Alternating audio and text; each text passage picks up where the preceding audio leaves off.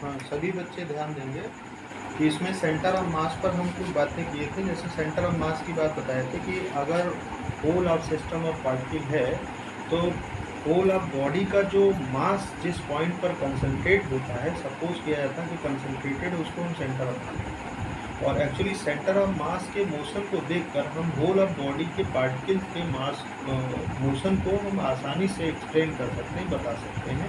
उसके लिए हमने सेंटर ऑफ मास की लोकेशन मालूम करने के लिए हमने दो मेथड बताए। एक डिस्क्रीट फॉर्म, जबकि पार्टिकल जो है डिफरेंट जगह रखे हों तो उनको हम समेशन मेथड से, सिग्मा समेशन मेथड से हम जो है सेंटर ऑफ मास निकालते हैं।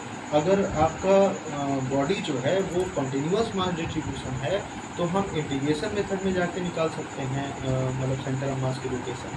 तो सेंटर ऑफ मास की लोकेशन डिफरेंट बॉडीज़ के लिए हमने निकाला है। जैसे कि रॉड के लिए L/2 पे आया, और रॉड के अलावा हमने देखा कि अगर आपका एनुलर आर्क है तो हमने सॉल्व किया, अगर आर्क है तब भी सॉल्व किया है, हेमीस्फेरिकल में सॉलिड और हॉलो दोनों के लिए हमने सॉल्व करके दिखाया है।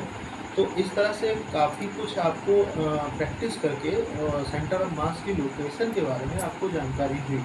अब इस पे हम आगे की बात करें तो हमने एक बात और बताई कि जैसे टू बॉडी सिस्टम है तो उसके लिए जो पोजीशन ऑफ सेंटर ऑफ मास है वो क्या होता है। तो हमने उस दिन पिछली क्लास में अभी बताया कि r centre of mass M1 R1 + M2 R2 M1 + M2 है, और इससे हमने फिर उसको डिफरेंशिएट जब किया तो वेलोसिटी मिल गया सेंटर ऑफ मास का, फिर जब डिफरेंशिएट किया तो एक्सेलेरेशन मिल गया सेंटर ऑफ मास का। तो हमने एक बात अभी पिछली क्लास में जो बताई कि F centre of mass, F जो एक्सटर्नल फोर्स है वो आपका जो नेट मास होता है, दो अगर पार्टिकल हैं M1 M2 कह लीजिए, और A सेंटर ऑफ मास होता है, और इसको हम mass total system of particle का मास कहते हैं। तो यहाँ पर A सेंटर ऑफ मास हमने पिछली क्लास में बताया कि M1 A1 + M2 A2 upon M1 + M2 होगा। तो ये इस फॉर्मूले पर बेस्ड एक एग्जाम्पल हम देते हैं। एग्जाम्पल है कि मान लो आपका एक बेज है जिस पर एक ब्लॉक यहाँ रखा हुआ है जिसका मास M है, और एक दूसरा ब्लॉक है जो यहाँ रखा है और इसका भी मास हम M लेते हैं। ये दोनों के बीच में एंगल 90 डिग्री का है, ये 30 डिग्री का है और ये 60 डिग्री का है। अब अगर देखें तो हम एक काम करते हैं कि इधर हम एक्सिस मान लेते हैं। इधर मान लो हमने ले लिया एक्स एक्सिस और इधर ले लिया वाई एक्सिस। ये एक्स एक्सिस और वाई एक्सिस जब भी लेते हैं तो हम ध्यान रखते हैं कि एक्स और वाई एक्सिस जब लें तो हमारा मतलब ये होना चाहिए कि इनके बीच का एंगल 90 डिग्री होना चाहिए, म्यूचुअली परपेंडिकुलर होना चाहिए। एक्सिस जब भी लेंगे तो म्यूचुअली परपेंडिकुलर होना चाहिए, और डायरेक्शन आप किधर भी ले सकते हो। आप पॉजिटिव इधर लेंगे तो नेगेटिव उधर हो जाएगा, पॉजिटिव इधर लेंगे तो नेगेटिव उधर हो जाएगा। तो इससे कोई फर्क नहीं पड़ता कि एक्सिस आप किधर ले रहे हैं, कहाँ पे ले रहे हैं, बस खाली ये होना चाहिए वो म्यूचुअली परपेंडिकुलर होना चाहिए, 90 डिग्री का कोण बनना चाहिए। चलिए इधर आइए, इसमें अगर हम बात करें तो ये एक इसका कंपोनेंट mg का कंपोनेंट एक होगा इधर की ओर, और इस कंपोनेंट को आप कह सकते हैं mg, ये हो जाएगा sin 60 होगा, और एक कंपोनेंट का इधर होगा जो कि इसके नॉर्मल रिएक्शन फोर्स से कैंसिल आउट हो जाएगा। इधर वाला कंपोनेंट नॉर्मल रिएक्शन फोर्स से कैंसिल आउट हो जाएगा। इसी तरह से इसका एक कंपोनेंट इधर को होगा, इधर, और ये हो जाएगा mg sin 30।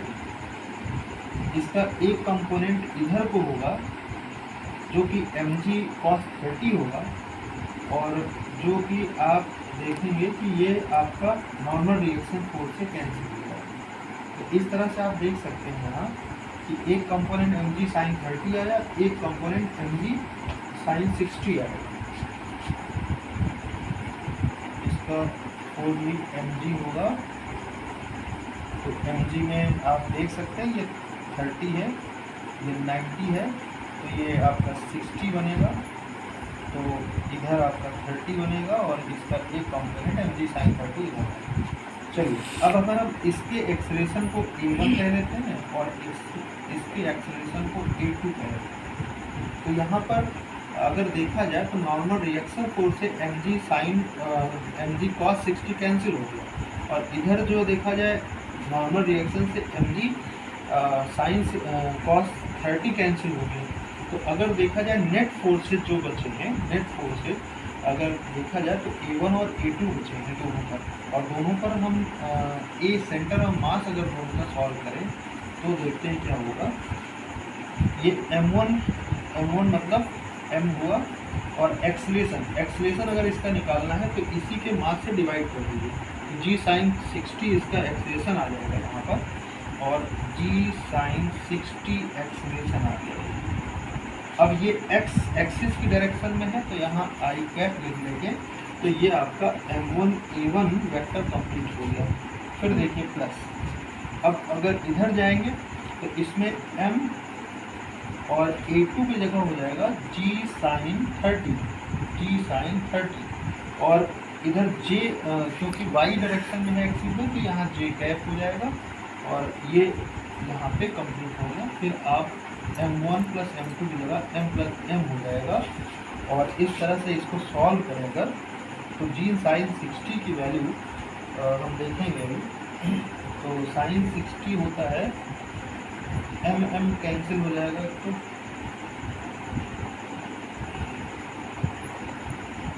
sin 60 होगा g√3/2 I कैप प्लस ये g sin 30 जो है वो आपका आएगा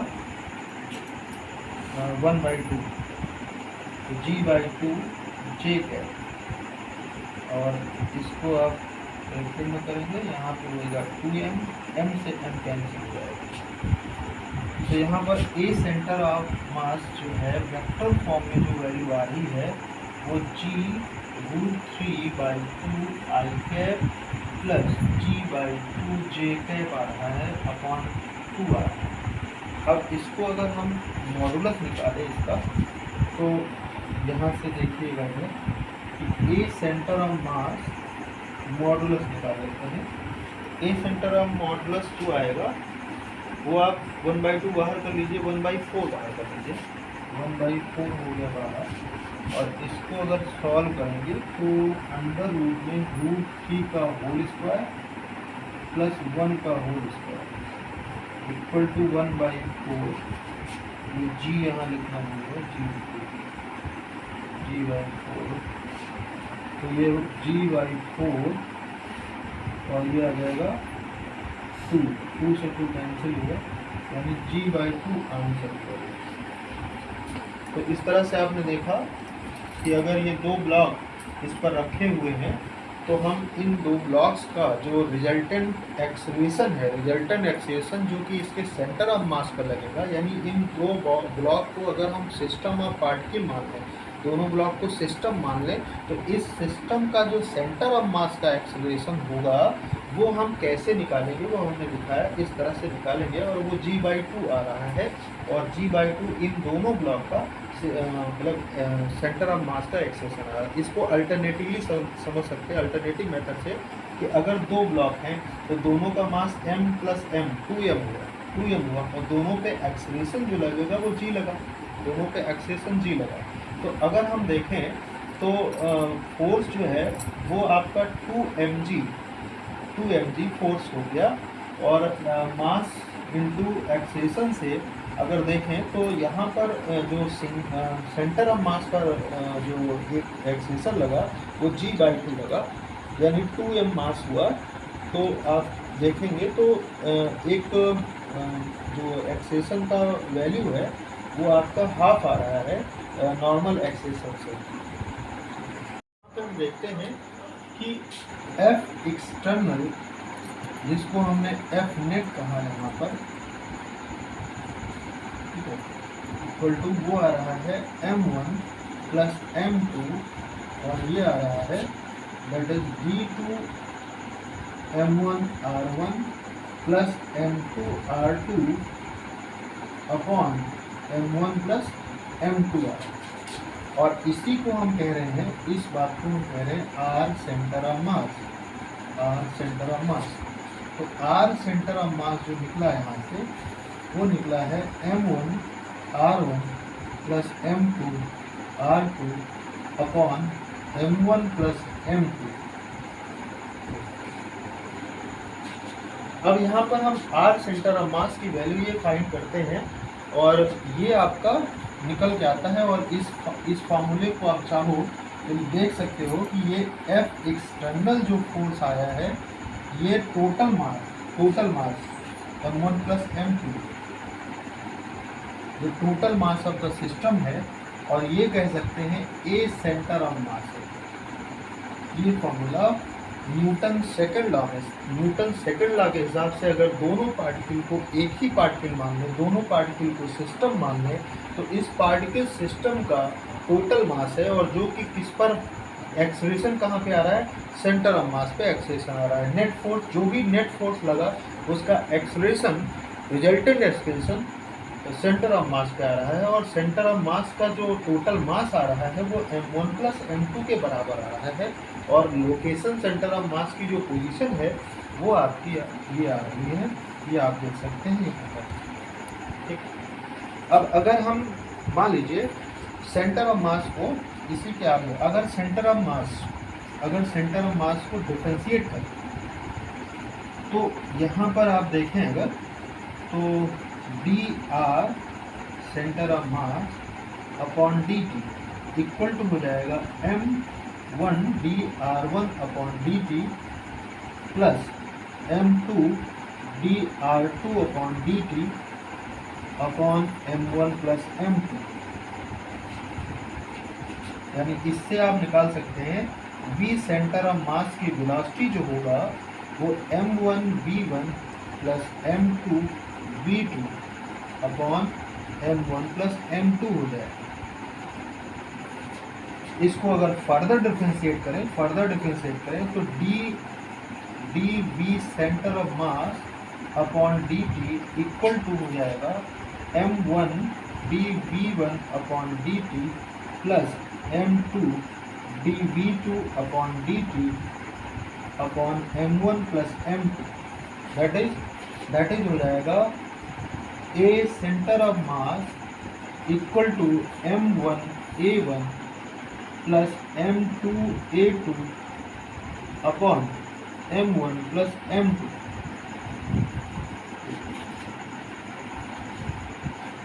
ये जो तीन फार्मूले मिले हैं कि अगर हम टू पार्टिकल सिस्टम की बात करें तो जो पोजीशन वेक्टर है, लोकेशन वेक्टर, पोजीशन वेक्टर और सेंटर ऑफ मास का एक्सेलरेशन वेक्टर, ये आपका वेलोसिटी वेक्टर, ये तीन फॉर्मूले मिलते हैं जो सेंटर ऑफ मास की वेक्टर फॉर्म में रिप्रेजेंट करते हैं। सभी बच्चे ध्यान देंगे कि हम यहाँ पर सेंटर ऑफ मास का डिस्कशन कर रहे हैं। Centre of mass two particle system के लिए हम आपको बताने जा रहे हैं कि जिसे दो पार्टिकल है, दो बॉडी है, टू बॉडीज हैं और उनका सेंटर ऑफ मास अगर निकालना हो तो कैसे निकालें, देखिएगा।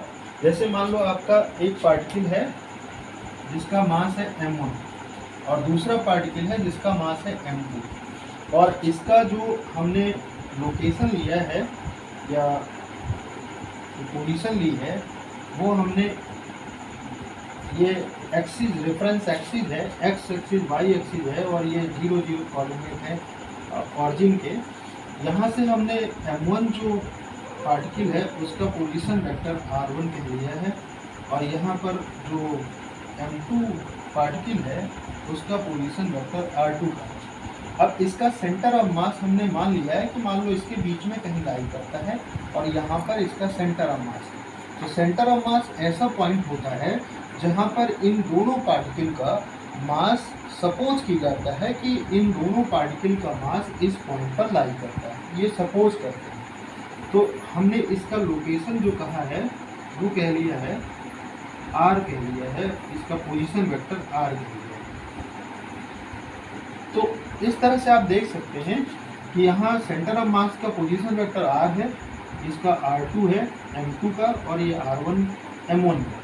मान लीजिए सिंपली आपका मान लो F1 फोर्स लगता है M1 बॉडी पर और यहाँ पर F2 फोर्स लगता है आपका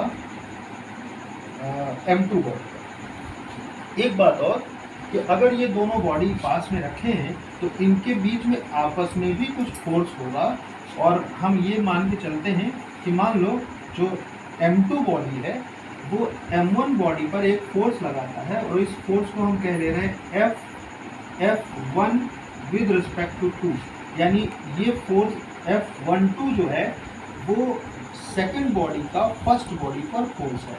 इसी तरह से मान लो यहाँ पर एक फोर्स लग रहा है और वो लगाया जा रहा है F21, यानी F21 फोर्स वो फोर्स है जो कि फर्स्ट बॉडी के कारण सेकंड बॉडी पर लग रहा है, ये सेकंड बॉडी पर लग रहा है, ये F21 फोर्स। तो अगर हम यहाँ पर बॉडी M1 का मोमेंटम देखें तो बॉडी M1 का मोमेंटम अगर P1 है तो ये dP1/dt जो होना चाहिए वो M1 dV1/dt होना चाहिए, या आप इससे पहले अगर जाएं, इससे और पहले जाएं तो P1 जो होना चाहिए वो M1 dR1/dt होना चाहिए। ये आपका अगर हम पहली बॉडी का मोमेंटम देखना चाहिए तो पहली बॉडी का मोमेंटम जो होगा M1 इंटू dR1/dt, जहाँ पे R1 पोजीशन वेक्टर है पहली बॉडी का, ठीक है। अगर इसको फर्दर डिफरेंशिएट करें तो ये जो आपका आएगा ये आपका M dP1/dt इक्वल टू, इसको अगर फर्दर डिफरेंशिएट करें तो ये आ जाएगा dR1/dt आएगा। तो ये dP1/dt इक्वल टू दिस आएगा और इसको लिखना चाहें तो M d2R1 vector upon dt square लिखा जा सकता है। ये पहली बॉडी का चेंजिंग मोमेंटम। इसी तरह से सेकंड बॉडी का अगर देखेंगे तो P2 इक्वल टू होता है M2 dR2/dt। अगर इसको फिर से डिफरेंशिएट करें तो dP2/dt equal to M2 dR2/dt,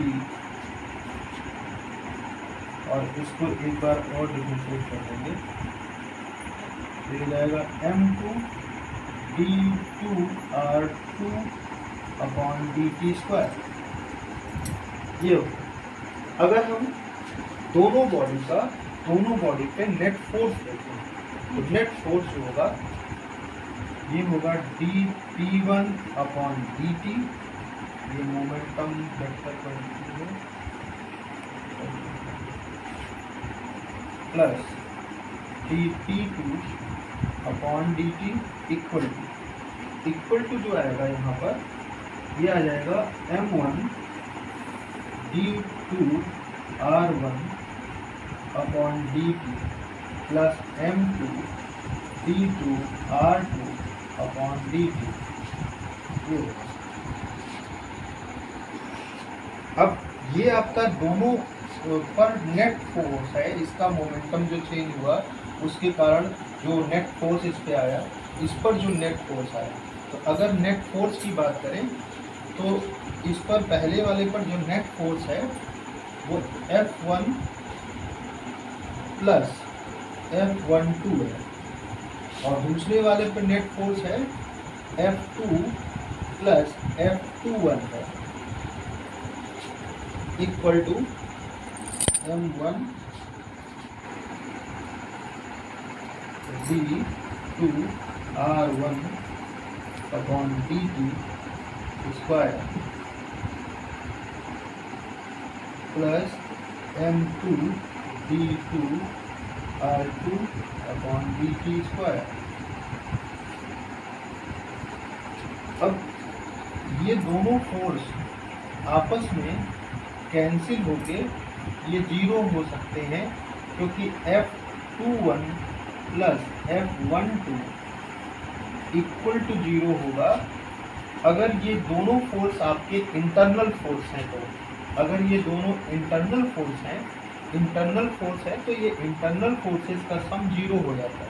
for a system as a whole के लिए इंटरनल फोर्सेस का सम 0 हो जाता है, और अगर ये फोर्स 0 नहीं होंगे तो ये सिस्टम नहीं रहेगा।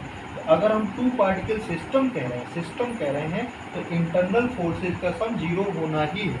अगर इंटरनल फोर्सेस का सम 0 यहाँ नहीं होगा तो ये सिस्टम के नहीं रहेगा। इसलिए अगर इनको हम 0 कह रहे हैं तो यहाँ पर F1 plus F2 equal to F net force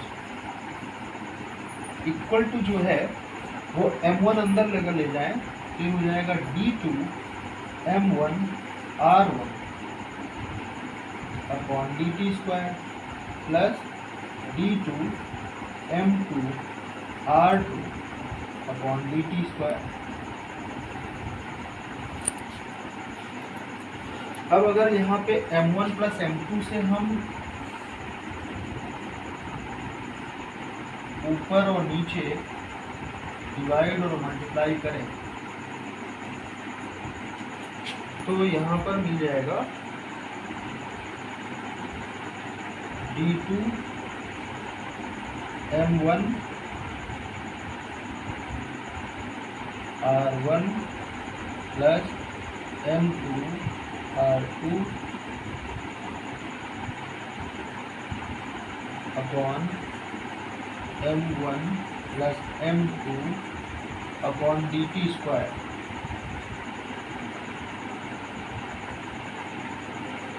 इसको हमने यहाँ प्लेस कर दिया।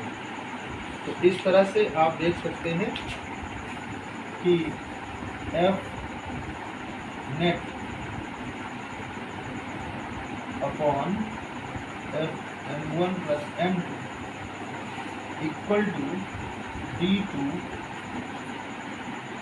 M1 R1 plus M2 R2 upon M1 plus M2 upon dt square.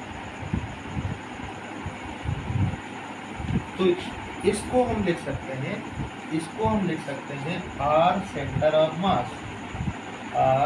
Of mass, और ये जो नेट फोर्स है इसको आप कह सकते हैं F एक्सटर्नल। ये बाहरी फोर्स जो लगा है F एक्सटर्नल, क्योंकि इंटरनल फोर्सेस का सम 0 हो चुका है तो बाकी ये F1 प्लस F2 जो है ये बाहरी फोर्स है, एक्सटर्नल फोर्स है।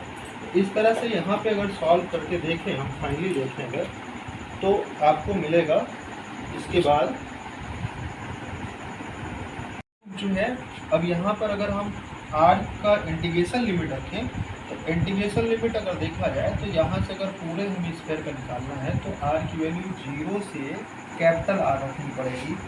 इंटीग्रेशन लिमिट रखना पड़ेगा rho pi 0 to capital R cube dr upon में एक कैपिटल M लिख देते हैं।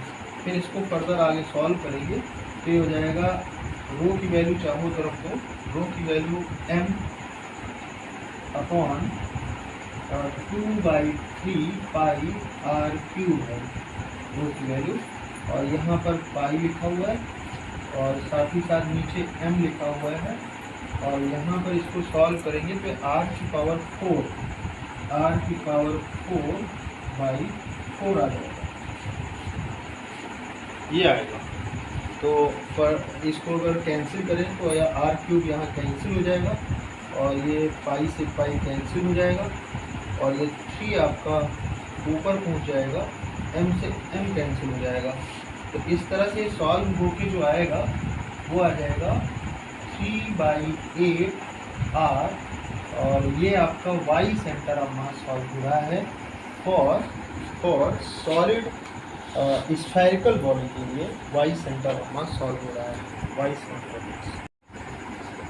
हाँ सभी बच्चों, इस बार हम जो है हेमीस्फेरिकल बॉडी के लिए, हेमीस्फेयर में सॉलिड हेमीस्फेरिकल बॉडी के लिए सेंटर ऑफ मास कैलकुलेट करेंगे with the help of integration method. इससे पहले हमने रॉड के लिए, एनुलर रिंग के लिए एनुलर आर्क के लिए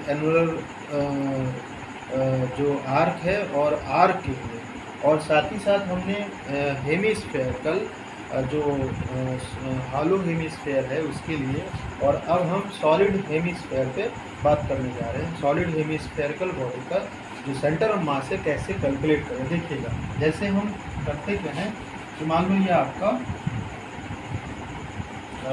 एक हेमिस्फेयर है जो कि सॉलिड है और सॉलिड है, और इसका जो हमने एक्सिस लिया है वो एक्स एक्सिस इस तरह से लिया है और वाई एक्सिस यहाँ पे इस तरह से ले लिया है। वाई एक्सिस इस तरह से लिया है कि ये इस हेमिस्फेरिकल बॉडी के सिमेट्रिकल है, और सिमेट्रिकल लेने के फ़ायदा ये होगा, सिमेट्रिकल लेने का फ़ायदा होगा कि हमें वाई सेंटर ऑफ मास तो निकालेंगे, लेकिन x centre of mass solve नहीं करना पड़ेगा, वो जीरो आ जाएगा।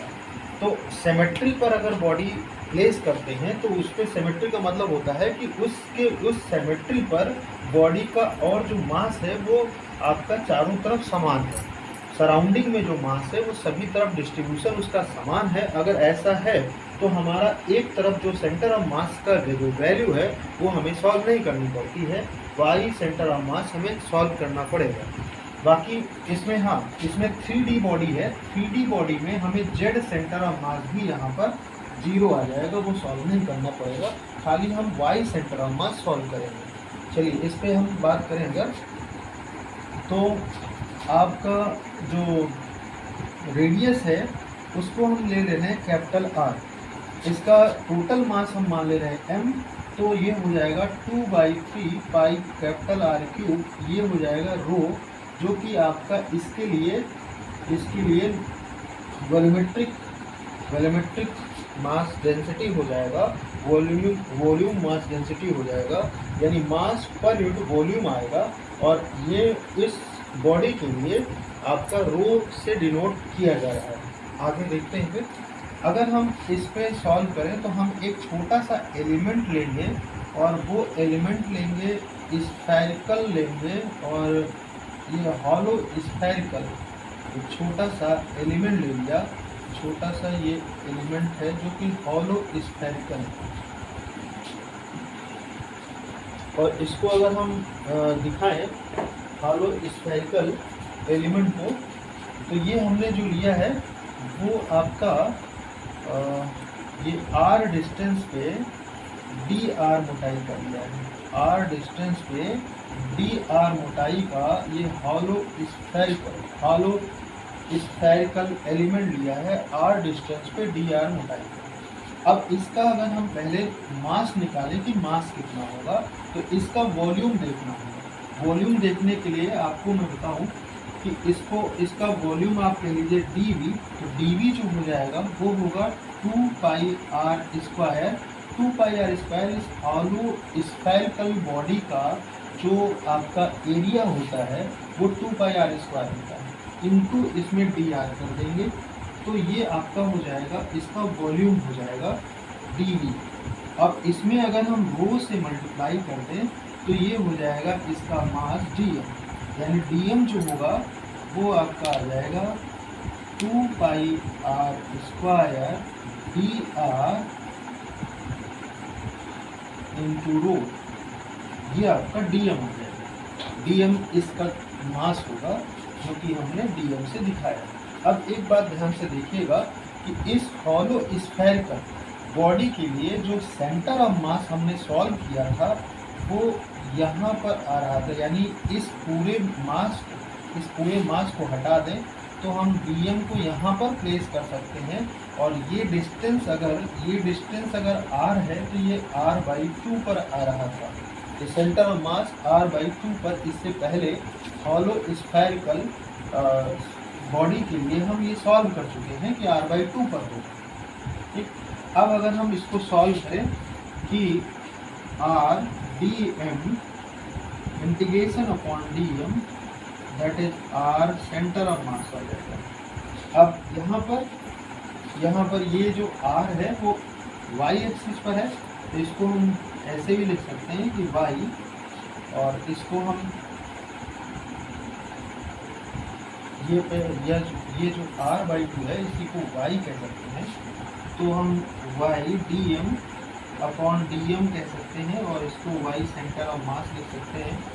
y की वैल्यू है r/2, y की वैल्यू है r/2 और dm की वैल्यू है rho 2 pi r square dr integration upon dm।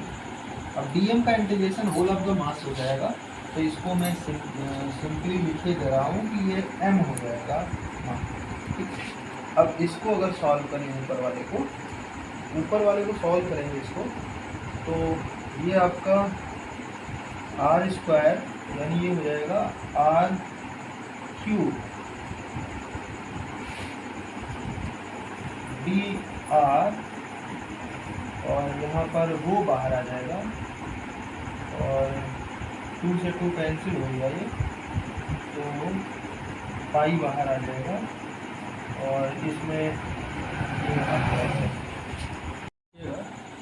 हम ये कहेंगे कि ये जो वैल्यू होगी यहाँ पर, ये अगर देखें तो ये आपका हो जाएगा, ये आपका साइन थीटा होगा और ये जो वैल्यू होगी ये r cos थीटा, ये r साइन थीटा होगा। यहाँ पे r cos थीटा का ये आपका एक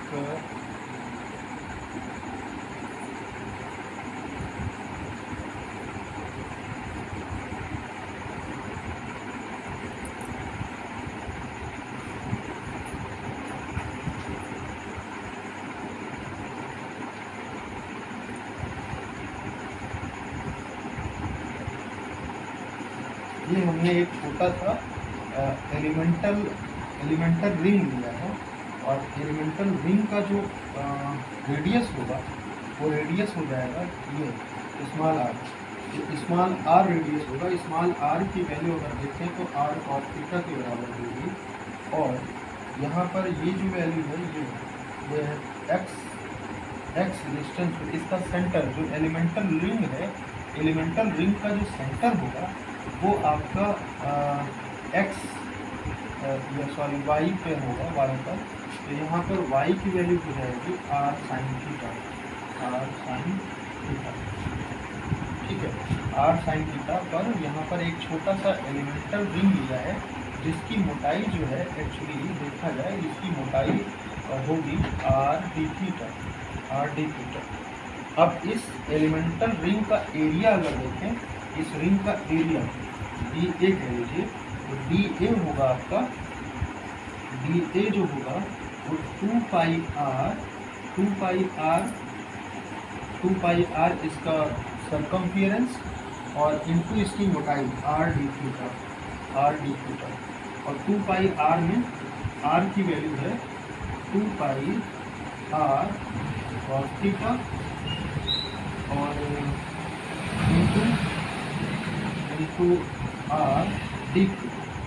ये इसका जो इस एलिमेंटल रिंग का एरिया हो जाएगा और इसमें अगर हम सिग्मा से मल्टीप्लाई करें, सिग्मा से, तो इसका मास जो होगा वो सिग्मा dA हो जाएगा, यानी dm इक्वल टू होगा सिग्मा और dA मतलब होगा 2 pi r square cos theta d theta. ये हो जाएगा, ये dm की वैल्यू आएगी, इस छोटे से एलिमेंटल रिंग का एरिया आ जाएगा, ठीक है। अब अगर हम इस होल ऑफ हेमीस्फेयर का अगर हम सॉल्व करें कि सेंटर ऑफ मास क्या होगा, तो हमने देखा कि इस छोटे से एलिमेंटल रिंग का हमने मास जो देखा, सेंटर ऑफ मास यहाँ पर, इस छोटे से रिंग का मास यहाँ पर हमने ले लिया है।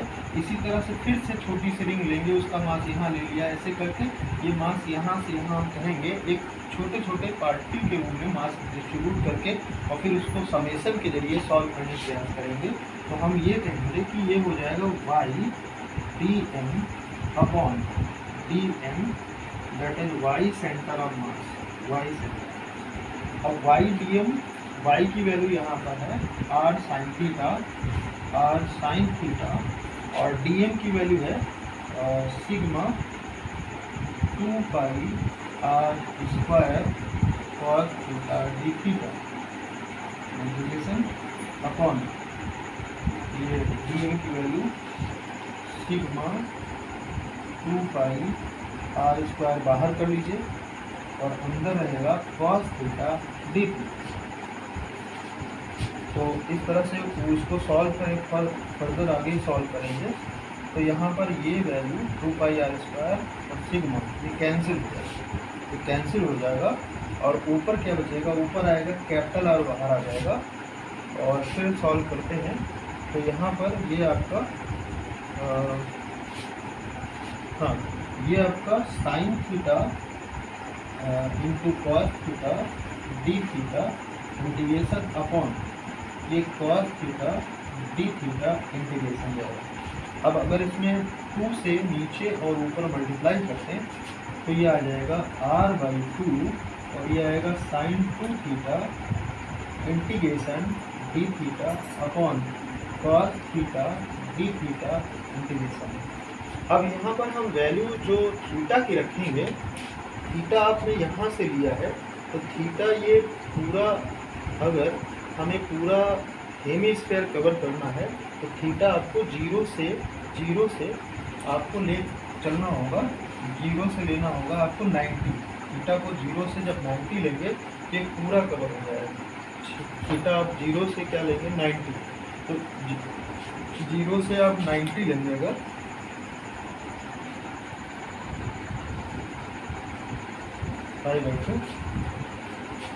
तो इसको सॉल्व करने पर ये आएगा आपका कॉस थीटा यानी कॉस 2 थीटा आएगा और cos 2 theta by 2 cos 2 theta, और इसको जब सॉल्व करेंगे तो ये जाएगा r/2 और इसको अगर 0 से π/2 सॉल्व करेंगे तो ये आ जाएगा cos 2 theta by 2 minus sine के साथ, और नीचे जो आएगा cos थीटा को सॉल्व करेंगे तो साइन थीटा 0 से π/2 आएगा और नीचे से तो ये 1 आ गया और ऊपर हम ये आपका सॉल्व होगा 0 से π/2 सॉल्व होगा, तो ये आपका 0 से π/2 सॉल्व करेंगे तो ये आपका r/2 अपॉन फिर से 2 के अंदर से बाहर आ जाएगा और ये माइनस में cos π/2 मतलब हुआ पाई और फिर माइनस और माइनस प्लस हो जाएगा cos 0। तो ये cos पाई की वैल्यू -1 होगी तो ये -1 और ये 1 हो जाएगा, तो हो जाएगा r/2 इंटू 2 इंटू 2, तो 2 से 2 कैंसिल हो गया। इस तरह से आपका y सेंटर ऑफ मास यहाँ पे निकल के आएगा r/2 के आएगा। तो अगर आपका हेमीस्फेरिकल बॉडी है तो उसका सेंटर ऑफ मास जो होगा वो r/2 होगा, यानी यहाँ से कहीं यहाँ पे आएगा r/2 पोजीशन पर आएगा हेमीस्फेरिकल बॉडी के लिए। अभी तक की क्लास में हम लोग डिस्कस कर चुके हैं कि सेंटर ऑफ मास अगर यूनिफॉर्म मास डिस्ट्रीब्यूशन है तो हम एक रॉड के लिए कैसे निकालें, एक अगर एनुलर रिंग है, एनुलर आर्क है उसके लिए कैसे निकालें, आर्क है उसके लिए कैसे निकालें, ये हमने डिस्कशन कर लिया है और ये हमने सॉल्व करके प्रॉपर दिखाया इंटीग्रेशन मेथड से। तो हम अगर कॉन्टिन्यूस मास डिस्ट्रीब्यूशन है तो इंटीग्रेशन मेथड का उपयोग करते हुए हम जो है सेंटर ऑफ मास की पोजीशन निकाल सकते हैं, जो कि इम्पॉर्टेंट है हम लोगों को जानना कि सेंटर ऑफ मास की पोजीशन कहाँ पे है, वो हमारे लिए इम्पॉर्टेंट होता है। दूसरी बात, अगर आपका डिस्क्रीट मास सिस्टम है, पार्टिकल यहाँ वहाँ इधर उधर बिखरा हुआ है, तो उसके लिए अलग फार्मूला है और वो भी मैंने बताया था कि उसको हम उपयोग कैसे करेंगे। इस पर बेस्ड कुछ एग्जाम्पल अभी हम बताएंगे। फिलहाल हम एक छोटी सी बात और है जो हेमी स्फेरिकल बॉडी है, हेमी स्फेरिकल बॉडी, उसका सेंटर ऑफ मास कहाँ पे है वो जरा सॉल्व करके देखते हैं। आइए,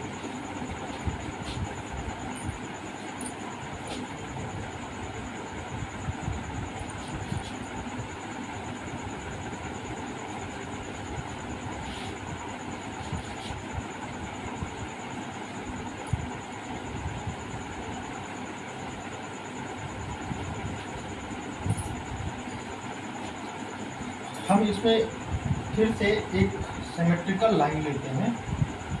ये लाइन ऑफ सिमेट्री है, लाइन ऑफ सिमेट्री। ये लाइन ऑफ सिमेट्री हमने इससे पहले भी डिस्कस किया है कि लाइन ऑफ सिमेट्री वह लाइन होगा जिसके अराउंड जो मास का डिस्ट्रीब्यूशन है वो जो जितना उधर है उतना इधर है, यानी मास डिस्ट्रीब्यूशन इस लाइन ऑफ सिमेट्री के अराउंड समान है। और इससे फ़ायदा ये होता है कि लाइन ऑफ सिमेट्री पर हम अगर बॉडी को प्लेस करते हैं तो सेंटर ऑफ मास में, जैसे मान लीजिए एक आपका एक्स कोऑर्डिनेट है और एक वाई कोऑर्डिनेट है, तो हमें इनमें से एक कोऑर्डिनेट सॉल्व करने की ज़रूरत नहीं पड़ती। अब जैसे इस केस में अगर बात करें तो इस केस में हमें एक्स एक्सिस ये है, ये वाई एक्सिस है, तो हम क्या करेंगे, ये वाई कोऑर्डिनेट तो सॉल्व करेंगे, एक्स सेंटर ऑफ मास यहाँ 0 हो जाएगा, एक्स कोऑर्डिनेट सॉल्व करने की जरूरत नहीं पड़ेगी क्योंकि इसके अराउंड जो है सिमेट्रिकल पोजीशन में बॉडी है, इसलिए एक्स सेंटर ऑफ मास 0 हो जाएगा, वाई सेंटर ऑफ मास हम सॉल्व करेंगे। चलिए देखते हैं कैसे सॉल्व किया जाए। तो सबसे पहले हम क्या करेंगे कि यहाँ पर ये 0 पोजीशन है और ये एक स्फेरिकल बॉडी है। स्फेरिकल बॉडी है तो हम मास डेंसिटी सिग्मा कह लें, और सिग्मा मतलब होगा इसका यूनिट जो होगा kg मीटर स्क्वायर पर मीटर स्क्वायर है। और ये इसका हेमी स्फेरिकल बॉडी का जो रेडियस हमने ले लिया है, मान लो ये r रेडियस है, r रेडियस है। अब हम इसको सॉल्व करने के लिए हम एक काम करते हैं, सबसे पहले एक थीटा एंगल पे एक डी थीटा, एक छोटा सा एलिमेंट लेते हैं डी थीटा एंगल का, एक छोटा सा एलिमेंट, और ये एक छोटा सा एरियल एलिमेंट होगा ये, और जिसका जो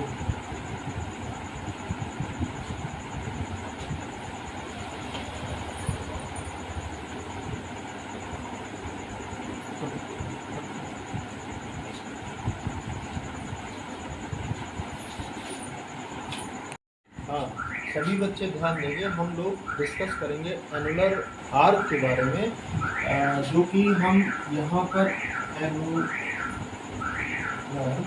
आर्क के बारे में डिस्कस करेंगे और इसका सेंटर ऑफ मास हम बेसिकली पढ़ेंगे। इसके सेंटर ऑफ मास को कैसे सॉल्व करें, कैसे निकालें, वो देखेंगे।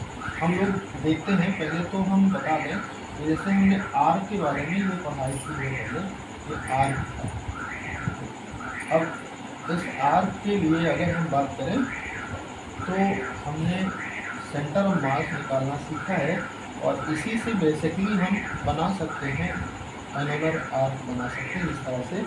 और ये आप देखेंगे तो हमने ये कहा है कि ये एनुलर आर्क है जो कि सिग्मा डेंसिटी रखता है, जिसको हम लिखेंगे kg पर मीटर स्क्वायर, और इसका जो मास है तो कैपिटल M है, एरिया A है, तो मास पर यूनिट लेंथ सिग्मा हो जाएगा। इसका मास M है और इसका एरिया A है। फिर हमने ये माना है कि ये मान लो आपका A डिस्टेंस है और ये आपका यहाँ से यहाँ जो है वो B डिस्टेंस है। ठीक, अब अगर हम कह लेते हैं कि ये आपका y एक्सिस है और यहाँ पर ये आपका x एक्सिस है, तो यहाँ पर अगर हम बात करें कि ये एंगल जो है अल्फा ले लेते हैं, ठीक है, और इस ये जो x एक्सिस है अगर ये सिमेट्रिकली प्लेस्ड है, सिमेट्रिकली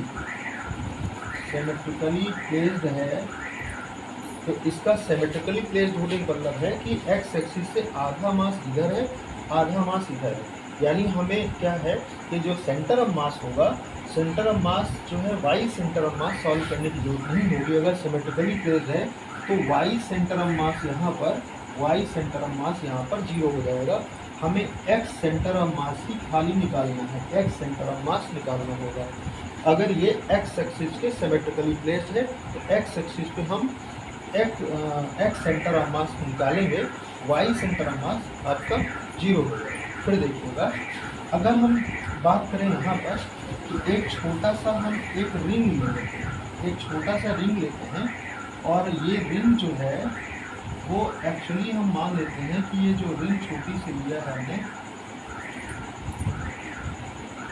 ये रिंग ना होके छोटी से आर्क ले लिया है, और आर्क जो है वो आपका मान लो कि आर डिस्टेंस पर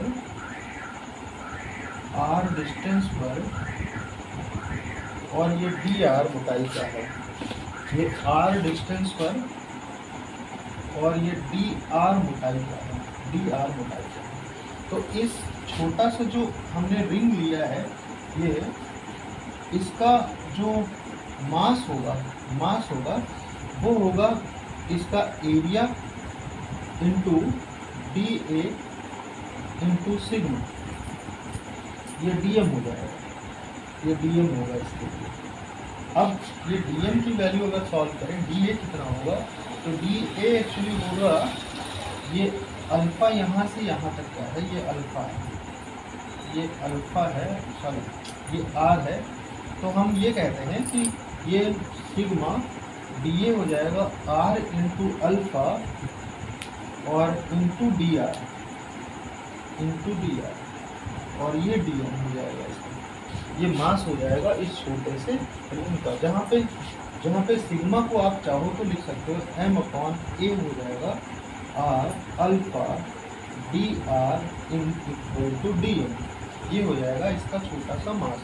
अब अगली बात करते हैं कि अगर हम इस रिंग के बारे में बताएं, तो ये रिंग जो है, जो छोटा सा रिंग है, इस रिंग के लिए हमने पहले पढ़ रखा है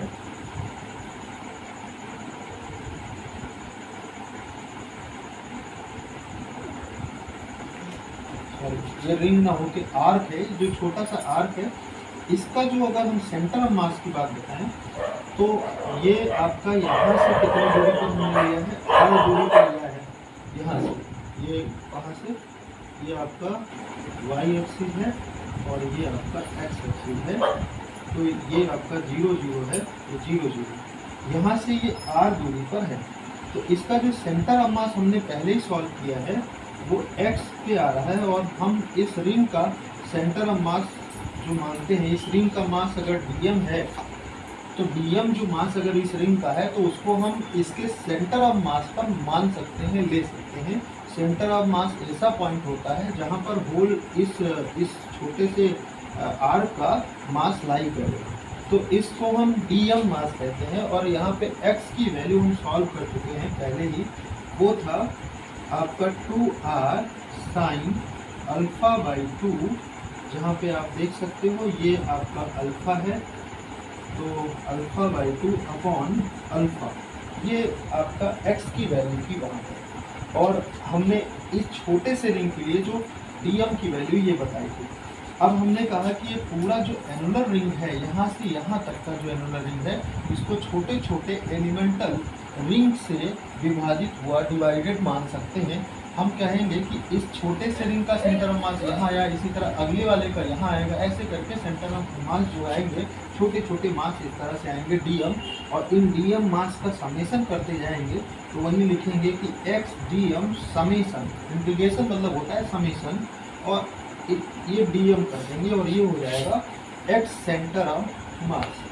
ये X centre of mass actually हम इस पूरे एनुलर रिंग आर्क का निकाल रहे हैं, और एनुलर आर्क का जो एक्स सेंटर ऑफ मास होगा वो छोटे छोटे रिंग के सेंटर ऑफ मास का, जो छोटे छोटे रिंग के जो सेंटर ऑफ मास की लोकेशन आएंगी, उन सब को सम करते हुए उससे हम निकालेंगे होल ऑफ एनुलर रिंग का, आर्क का सेंटर ऑफ मास। अब यहाँ पे अगर सॉल्व करें तो x की वैल्यू है 2r sine alpha by 2 upon alpha. अब dm की वैल्यू हमें रखनी होगी, dm की वैल्यू हम वहाँ से रख सकते हैं, dm की वैल्यू रख लेते हैं। dm की वैल्यू कितनी है, m upon a R alpha D R, और ये इंटीग्रेशन लिमिट लगा देंगे m upon A R alpha D R. अब यहाँ इंटीग्रेशन करने में हम आपको बताएं कि m अपॉन ए ये कैंसिल हो जाएगा, और यहाँ पर अल्फ़ा और अल्फ़ा कैंसिल हो जाएगा। फिर आपका यहाँ से कुछ चीज़ें बाहर आ जाएंगी इंटीग्रेशन से, और वो मैं बाहर लिख देता हूँ। ये आ जाएंगी 2r sine alpha by 2 upon alpha, और इंटीग्रेशन के अंदर जो बचेगा r और r, ये आपका आर स्क्वायर डी आर होगा, और इसको अगर नीचे देखें अगर तो ये आर डी आर होगा। अब ज़रा एक बात गौर करेंगे यहाँ पर कि यहाँ पर एनुलर रिंग जो है वो कहाँ से कहाँ तक है। तो आप देखेंगे r की वैल्यू a से लेकर r की वैल्यू b तक, r की वैल्यू a से लेकर r की वैल्यू b तक। तो यहाँ पर इंटीग्रेशन लिमिट a से b रख देंगे, a से b रख देंगे, ये रख देंगे। अब इसको अगर प्रॉपर सॉल्व करें तो ये आ जाएगा 2, सॉरी ये r जो है इंटीग्रेशन से ये वाला r बाहर नहीं आएगा क्योंकि ये वेरिएबल है, तो ये यहाँ पे लिख दिया है सही, ये हटा दिया 2 हटा दिया यहाँ पर। तो ये हो जाएगा 2 sine alpha by 2 upon alpha, और यहाँ पर आपका सॉल्व करने पर ये आएगा डायरेक्टली लिख देते हैं बी क्यू माइनस ए क्यू अपॉन 3, मैंने डायरेक्टली लिख लिया है। और इसको भी मैं डायरेक्टली लिख रहा हूँ कि B square minus A square by 2, ये लिखे। अब उसको अगर प्रॉपर सॉल्व करेंगे इसको तो ये आपका आएगा, यहाँ पे देखिए ये आ जाएगा x centre of mass equal to 4 sine alpha by 2 upon 3 alpha, ये आएगा सॉल्व करने पर B square plus A square plus A B upon B plus A. ये आपका जनरल फॉर्मूला आएगा फॉर एनुलर आर्क, और एनुलर आर्क के लिए जनरल फार्मूला आएगा। अब हम इस जनरल फार्मूले से आपको पर्टिकुलर चीज़ें दिखा देते हैं। देखिएगा, जैसे आप यहाँ अगर देखेंगे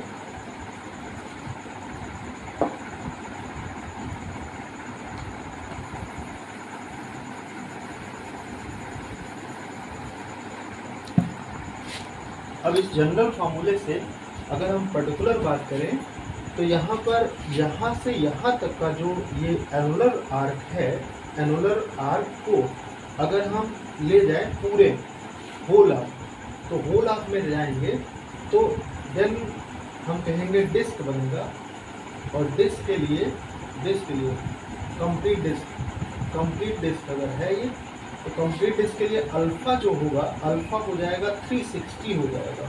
तो 360 हो जाएगा, और 360 वहाँ रखेंगे जब उस फार्मूले में, तो x सेंटर ऑफ मास आपका 0 आ जाएगा, y सेंटर ऑफ मास तो पहले से 0 है, यानी ये आ जाएगा डिस्क के लिए, कंप्लीट डिस्क के लिए।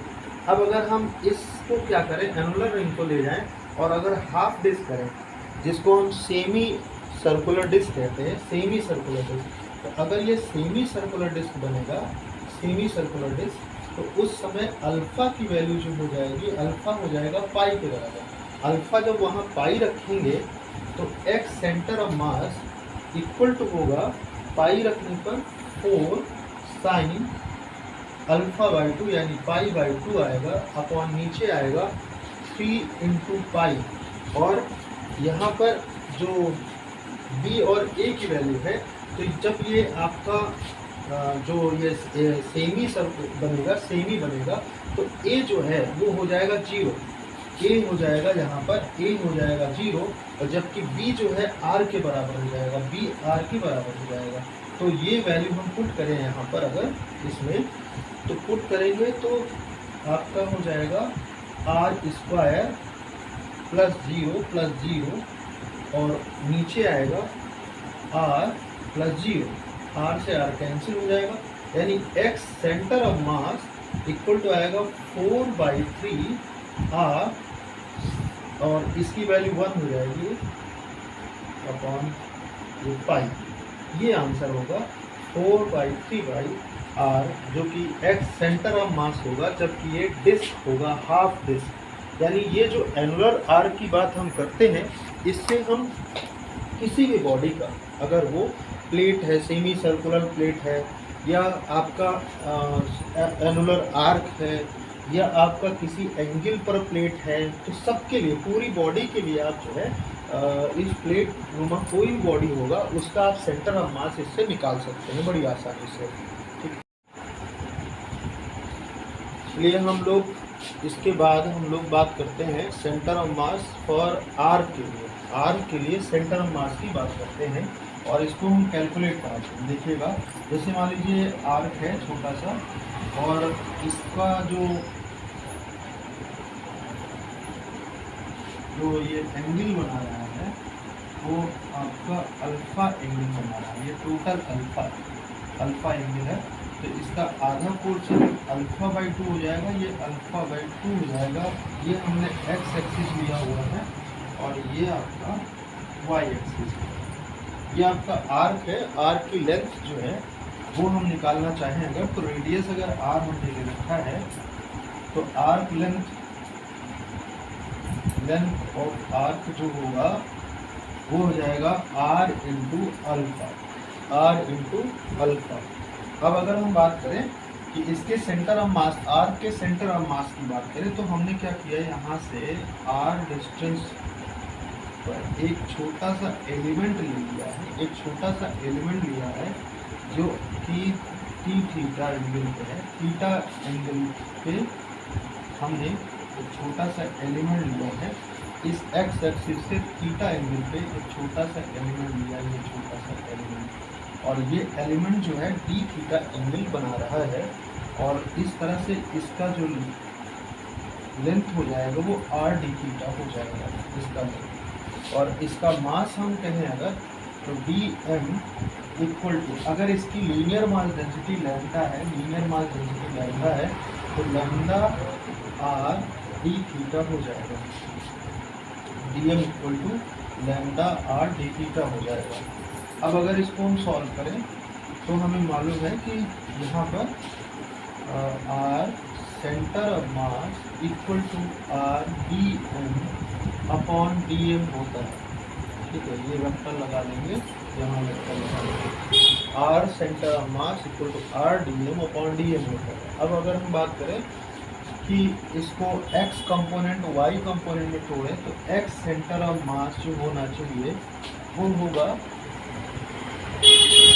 x dm अपॉन dm, और इसी तरह से y सेंटर ऑफ मास का फॉर्मूला यहाँ से बनेगा y dm अपॉन dm। अब जरा यहाँ देखते हैं, और इस जो यहाँ पर हमने ये एलिमेंट लिया है इसकी बात करते हैं।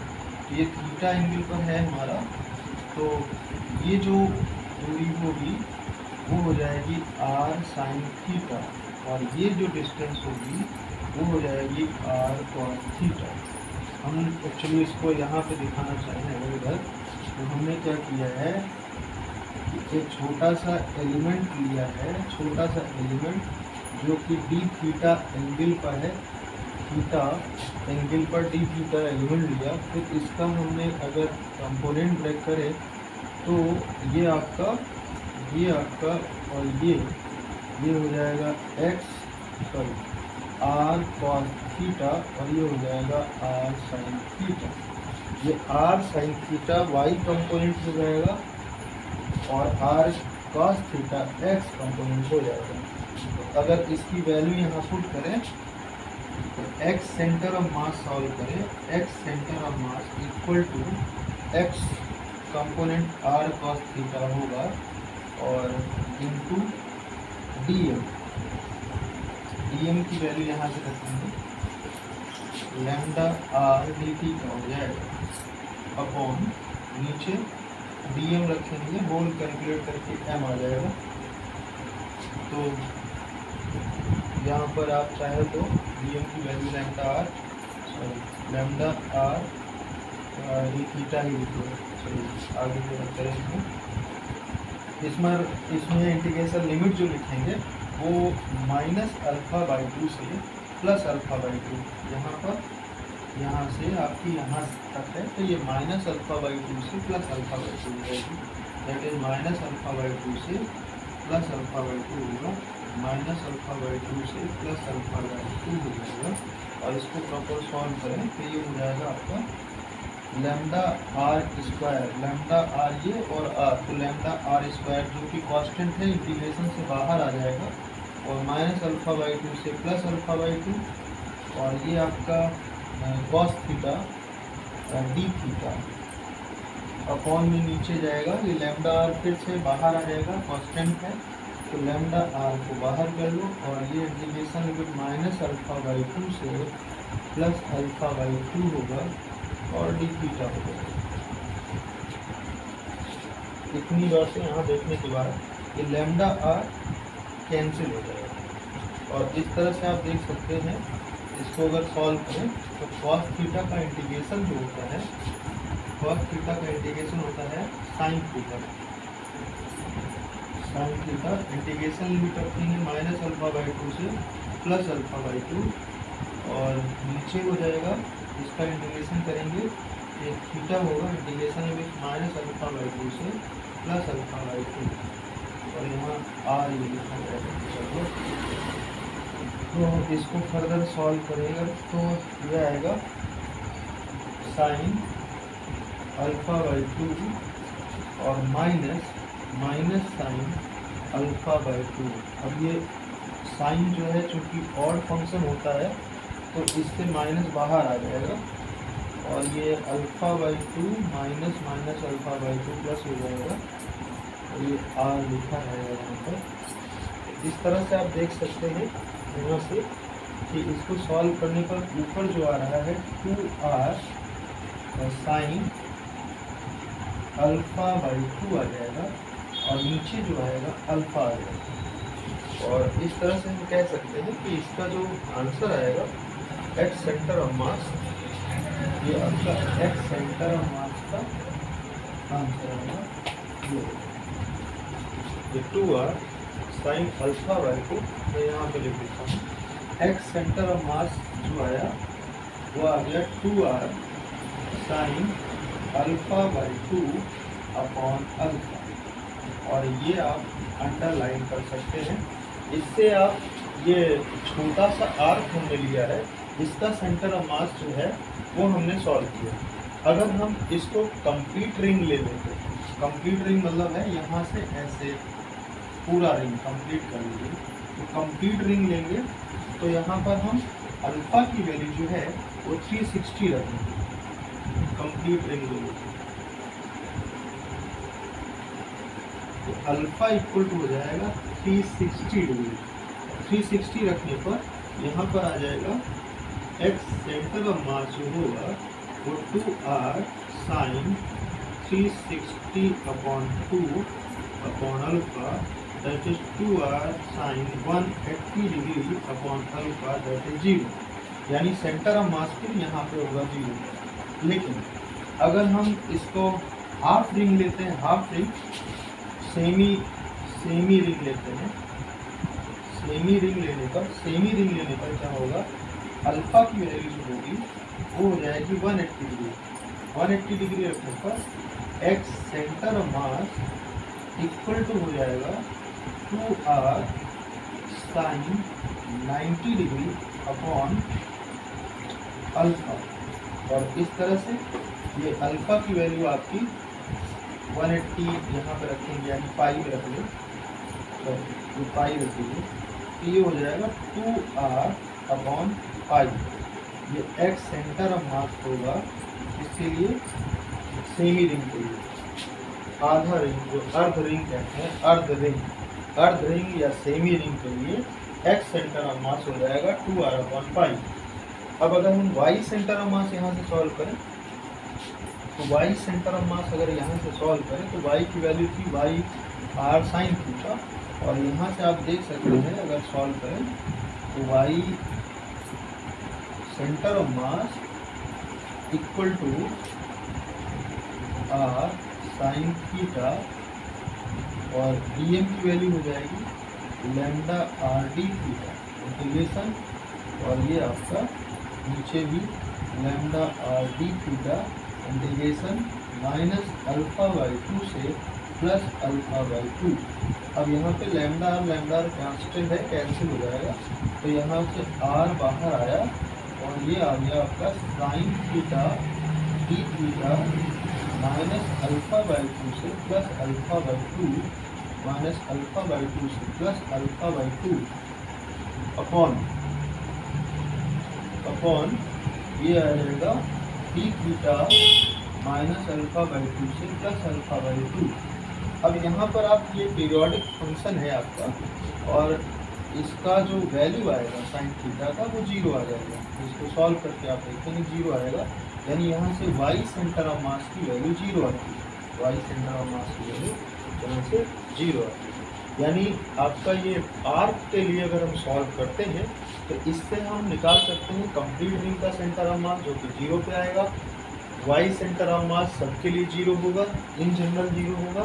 बाकी हाफ रिंग अगर है, हाफ रिंग कहो या सेमी रिंग कहो, तो उसके लिए आपका जो आएगा वो आपका 2r/π आएगा, 2r/π। ये बात आपको अच्छी तरह से ध्यान से समझना होगा।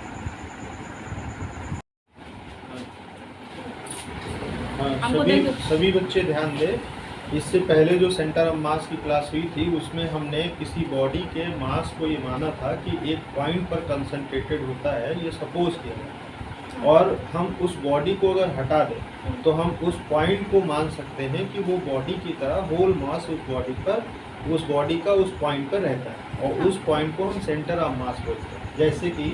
जैसे मान लो ये बॉडी है, अब इसके सेंटर ऑफ मास यहाँ पर अगर है तो हम ये कहते हैं अगर ये होल बॉडी का मास m है, तो अगर इस बॉडी को हम रिप्लेस कर दें और एक पॉइंट माने तो इस पॉइंट का मास हम कहेंगे कि m होगा, और इसी को हम सेंटर ऑफ मास कहते हैं, सेंटर ऑफ मास कहते हैं। एक्चुअली इसका फ़ायदा ये है कि अगर हम होल बॉडी को ना लें, उसके मोशन को ना एनालाइज करें, खाली सेंटर ऑफ मास के मोशन को एनालाइज करें, तो हम एक सिंगल पार्टिकल के मोशन के जरिए हम होल बॉडी के मोशन को बता सकते हैं, होल बॉडी के मोशन को हम एक्सप्लेन कर सकते हैं। जैसे मान लो एक गैस सिलेंडर है। अब इस गैस सिलेंडर में आपने देखा होगा कि बहुत सारे गैसियस पार्टिकल होते हैं। अब इन गैसियस पार्टिकल का जो मोशन होता है, कोई गैस मॉलिक्यूल इधर जा रहा है, कोई इधर जा रहा है, कोई इधर जा रहा है, कोई इधर जा रहा है, ऐसे करके इनका मोशन जो है तमाम डायरेक्शन में होता है, बहुत सारे डायरेक्शन में होता है।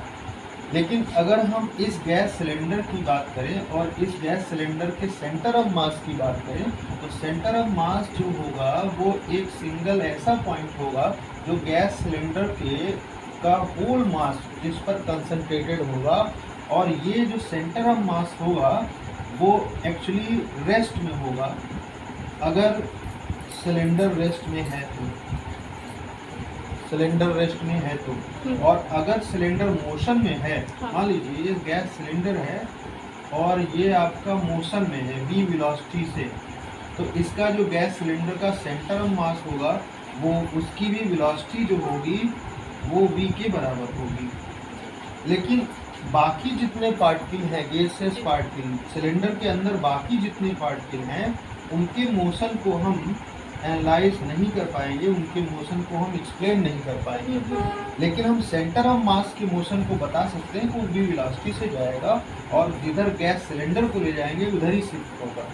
इसी तरह से अगर गैस सिलेंडर एक्सेलरेटेड मोशन करने लगे, मान लो ये गैस सिलेंडर है और वो एक्सेलरेटेड मोशन करने लगा ए एक्सेलरेशन से, तो जो सेंटर ऑफ मास होगा, सेंटर ऑफ मास उसका एक्सेलरेशन जो होगा सेंटर ऑफ मास का वो ए के इक्वल होगा, क्योंकि ये जो एक्सेलरेशन है सीधे सीधे सेंटर ऑफ मास पे लगेगा। लेकिन बाकी जो गैसेस पार्टिकल हैं उनका मोशन हम एनालाइज नहीं कर पाएंगे, क्योंकि उनका मोशन हम तो उनका मोशन जो है बहुत ही कॉम्प्लिकेटेड होगा। कोई वो हो सकता है गैसेस पार्टिकल इधर जा रहा हो, अब इस पे एक्सीलरेशन लगेगा तो इसका मोशन जो है पैराबोलिक हो सकता है, और 2D में कोई भी मोशन हो सकता है। तो कहने का मतलब है कि अगर किसी बॉडी का हमें मोशन एनालाइज करना है, मोशन डिस्कस करना है, तो हम सेंटर ऑफ मास की सहायता से बेहतर तरीके से उस बॉडी के और पार्टिकल का मोशन डिस्कस कर सकते हैं। तो सेंटर ऑफ मास हमारा बहुत इम्पोर्टेंट पॉइंट है, और इसको हम कैलकुलेट कैसे करें इस पर हमने पिछली क्लास में 2 बातें बताई थी। कैलकुलेट करने के 2 तरीके। अगर आपका डिस्क्रीट फॉर्म में बॉडी है, बॉडी डिस्क्रीट फॉर्म में है, तो कैलकुलेशन का तरीका जो हमने पिछली क्लास में बताई थी कि r centre of mass equal to हो जाएगा I इक्वल टू 1 से n mi ri upon I equal to 1 to n mi। ये जो फॉर्मूला है वेक्टर फॉर्म में, ये डिस्क्रीट फॉर्म में जब बॉडी होगा तो सेंटर ऑफ मास का जो पोजीशन वेक्टर है वो इस तरह से निकाला जाएगा। अब इसको हम देखते हैं। अगर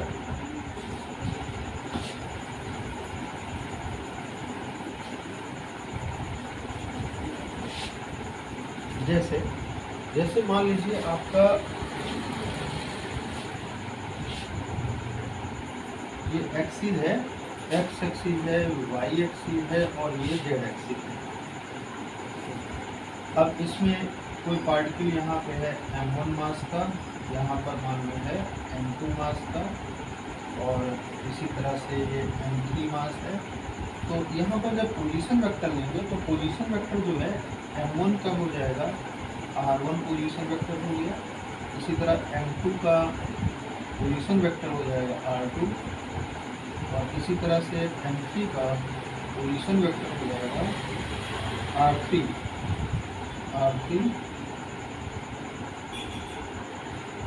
और इसी तरह से आप अगर सेंटर ऑफ मास इसका मान लो यहाँ पर है, तो सेंटर ऑफ मास एक ऐसा पॉइंट जहाँ पर होल ऑफ सिस्टम का मास सपोज किया जाता है कंसंट्रेटेड। ये एक ऐसा पॉइंट है जो इमेजिनरी होता है, और वो हम इमेजिन करते हैं, सपोज करते हैं। जैसा रियलिटी में हम ऐसा सच होता नहीं है।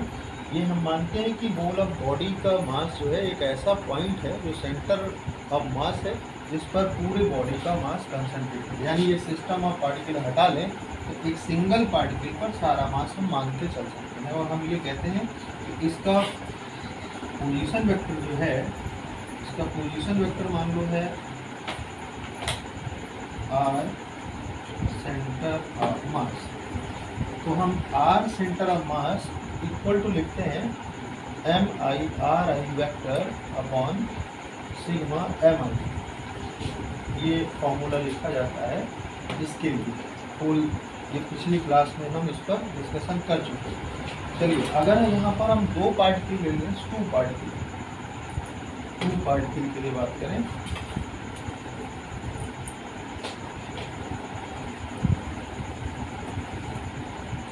दो पार्टिकल के लिए बात करें अगर, तो आर सेंटर ऑफ मास का फॉर्मूला जो लिखा जा सकता है वो m1 r1 vector plus m2 r2 vector upon m1 plus m2 हो जाएगा, केवल 2 पार्टिकल। और इसमें अगर हम बात करें कि r सेंटर ऑफ मास को लिखा जा सकता है x centre of mass i cap plus y centre of mass j cap plus z centre of mass k cap. इसी तरह से r i को लिखा जा सकता है r i को हम लिख सकते हैं x i centre of mass x i cap plus y i j cap plus z i k cap, ये लिखा जा सकता है। इसमें तो फर्दर अगर हम इसको एक्सप्लेन करें तो ये आ जाएगा एक्स सेंटर ऑफ मास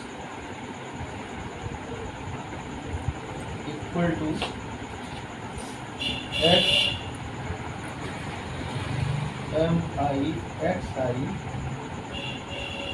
और ये हो जाएगा एम आई, यहाँ पे आई इक्वल टू 1 से एम रहेगा, आई इक्वल टू 1 से एम।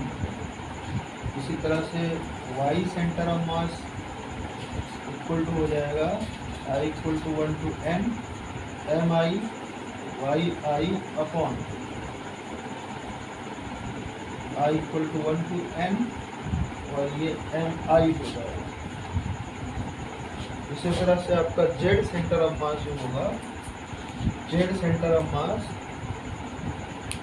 वो हो जाएगा आपका I equal to 1 to N M I Z I upon I equal to 1 to N M I, ये हो जाएगा। और अगर ये टू बॉडी सिस्टम की बात करें, टू बॉडी सिस्टम में ये r centre of mass equal to m1 r1 plus m2 r2 upon m1 plus m2 हो जाएगा। ये केवल टू पार्टिकल के लिए।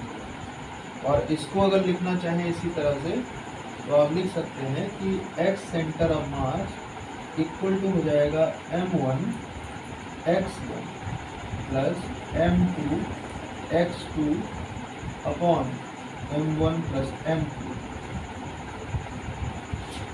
अब यहाँ पर वेक्टर लगाने की जरूरत नहीं, क्योंकि x की डायरेक्शन हमें पता है, अलोंग x एक्सिस हम ले रहे हैं, तो इसको हम डायरेक्टली m1 x1 सेम इस तरह से हम यहाँ पे लिख सकते हैं। अगर दो पार्टिकल के लिए आपको y सेंटर ऑफ मास लिखना हो तो m1 y1 plus m2 y2 upon m1 plus m2 लिख सकते हैं। और अगर z सेंटर ऑफ मास लिखना है तो m1 z1 plus m2 z2 upon m1 plus m2 लिखा जा सकता है टू पार्टिकल के लिए। तो ये बातें हमने डिस्कस किया कि अगर हम n पार्टिकल सिस्टम लेते हैं, कोई ऐसा फ्रेम जिसमें n पार्टिकल लाई करते हैं, तो n पार्टिकल का जो सेंटर ऑफ मास होगा वो आपका r centre of mass equal to I equal to 1 to n M I R I vector upon I equal to 1 to n sigma n M I होगा। इसको अगर हम फ्रेम में इस तरह से रखें कि x centre of mass, y centre of mass, z centre of mass में डिवाइड करना है, तो r centre of mass equal to x centre of mass i cap plus ये रेजोल्यूशन ऑफ फैक्टर हम रिजॉल्व कर सकते हैं, ब्रेक कर सकते हैं। इसी तरह से आर आई को हम ब्रेक कर सकते हैं एक्स आई में। अब आई की वैल्यू 1 से m तक होती है, तो आपका चाहो तो ये आपका डिस्ट्रीब्यूट होकर फिर दो पार्टिकल लेंगे तो 1 से n तक m1 x1, इसमें m1 y1 m2 y2, इसमें m1 z1 m2 z2 तक हो जाएगा। ये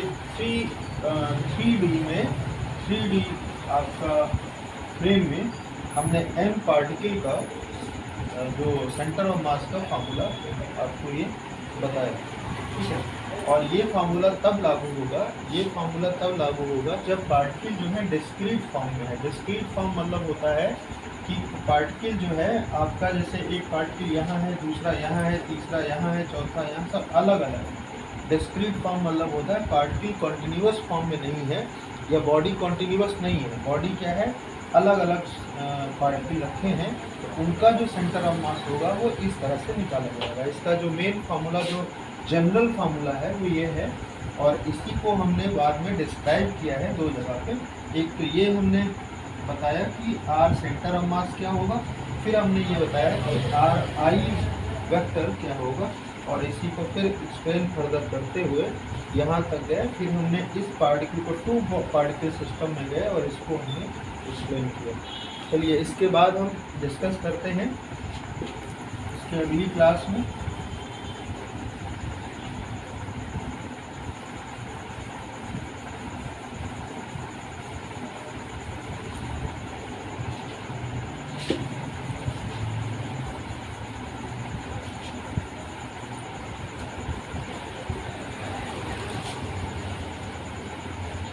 इसके बाद हम डिस्कस कर रहे हैं कि अगर बॉडी आपका कॉन्टिन्यूस फॉर्म में है, जैसे ये बॉडी, अब बॉडी ये कॉन्टिन्यूस है, तो इसमें क्या होगा कि इस बॉडी का होल बॉडी का मास मान लो m, ठीक है।